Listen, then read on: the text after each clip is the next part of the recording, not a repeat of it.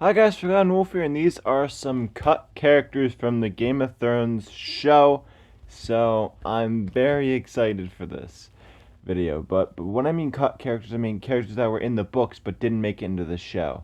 And I'll be doing 5 popular cut characters, what they did in the books, why they were cut, and if they planned at one point to include them in the show. Or like when they started the show, they intended for them to be at the show at some point.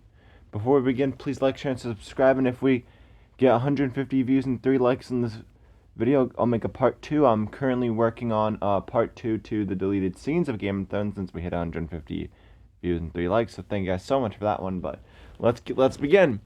At number 1, we have Arianne Martell. Arianne Martell is the daughter of Doran Martell, and in the book, she attempts to crown Myrcella queen of the Seven Kingdoms, and after that, this is after the deaths of Joffrey, Tywin, and Oberyn, but this eventually fails, so Arianne goes to Aegon Targaryen, or fake Aegon, or whatever you want to call young Griff.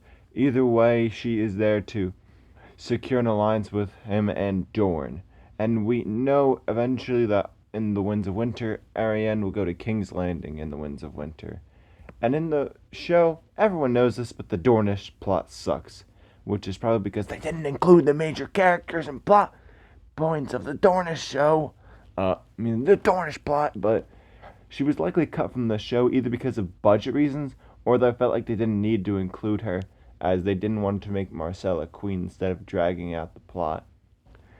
As for if there were plans to include her, I would say potentially at one point there were plans to. There was a reference to Myrcella being queen after Joffrey's death by Oberyn when talking to Tywin, and Oberyn also wanted Tyrion to come to Dorne should Oberyn win, which what else would Tyrion have been doing there but helping Myrcella take the Iron Throne? This likely means that this was either a nod to the book readers or there were plans to better adapt the Dornish plot, but they cut Arianne Martell to give either screen time to the more important characters or for budget reasons. However, I do think the show could have seriously benefited from adding Arianne Martell, but especially the next character on this list. And at number 2, we have Aegon Young Griff, or fake Aegon. This guy has so many nicknames, I don't know what to call it. He's a very controversial topic, so I'll just show you a picture. This guy, him, right here. In the books, this guy leads a rebellion with Jon Connington as hand, who's exiled thanks to Mad King Aerys, another cut character. And Aegon, or whatever you want to call him, takes Storm's End during the imprisonment process of Larys, Margaery, and Cersei. We also note that he is about to take King's Landing and the Iron Throne because of foreshadowing from the Tower of the Undying. And either way, the Westeros is so divided right now, so he also has the Golden Company backing him. He's very likely going to take it. As for why he was cut, I could not tell you. I don't know if he was being considered, considering it seems like he was set up in season 1 when Maester Illyrio and Varys are talking, but they could have been referring to Viserys as the Targaryen they were referring to, or Daenerys. But by season 2, they had completely cut him out of their plans, as the Tower of the Undying was changed, probably to not foreshadow the Red Wedding, make it more unpredictable. But by season 6, they gave his name to Jon Snow. He was kind of set up, then completely abandoned, only to be remembered years later, but they didn't have the budget to add him, even though they could have saved some money by having him take the Iron Throne in season 6, killing Cersei, Larys, Margaery, and Tommen, but I'm just going to move on from that. There's a hypocrite on the budgets, but yeah, he's a weird one.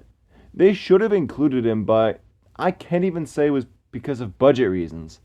They scrapped him before the budget became an issue. Seems like they scrapped him in the writing of season 2.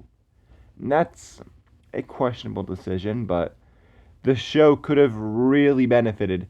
Him and Arianne Martell are, in my opinion, the biggest crime that they didn't get into the show. The show could have really used both of them. But moving on to number 3, we have Willas Tyrell, the eldest son of Mace Tyrell and heir to Highgarden. In the books, he is the Tyrell heir, and he is the one who this Tyrell is planning to marry to Sansa Stark, and he was also intended to marry Cersei, but that was rejected. Willas was likely cut because we don't see him in the books, and yeah, also, once again, if they wanted to save money in later seasons, they could have introduced Willas in Season 7 as the Lord of Highgarden instead of Olenna Tyrell. He was never set up, and he was very likely cut because why have him fill the role when they as heir to Highgarden when they can have Larys do the same thing? And since we never see him I don't want to say on screen, but since we never see him in the books, we just hear of him, I can't say his presence is missed. So for once, I support this cut. And moving on to number 4, we have Edric Storm, the bastard of Robert Baratheon that Stannis once wanted to burn when he takes Storm's End, and he's leeched by Melisandre only for Davos to send him off to Essos. And if this sounds familiar, that's what Gendry does after Season 3 and the whole Season 3. And he was very likely cut because why introduce a brand new character when you could have a already fan favorite character in Gendry take his role? And Gendry kind of disappears after Arya escapes, and this is a smart cut as it gives Gendry more to do, and I quite like Gendry. And once again, I support the cut. Not much to say on him. And at number 5, we have Lady Stoneheart, who is Catelyn Stark revived. And in the books, she is out for revenge on Lannisters and Freys. She takes over the Brotherhood after Beric Dondarrion gives her the last kiss when they find her body after Nymeria drags her body back out from the river. She also gets possession of Robb Stark's crown at one point, and that was never introduced in the show, but we know in the Winds of Winter she will meet Brienne and Jaime, and if you watch my predictions video, you'll know that I think Brienne will kill Lady Stoneheart. Now, unlike everyone in this list prior, we actually got a full-on reason from D&D, the writers of the show, why they cut Lady Stoneheart. They said that she doesn't do much in the books and they didn't know what to do with her outside of the shock of the initial scene, and they also didn't want to spoil any more of what she does in the books, and I actually believe this explanation because Lady Stoneheart feels like a more so a background character, but I feel like they were very close to putting her in season 3 or possibly at the end of season 4, and they're like, wait a minute, what do we do with her beyond that?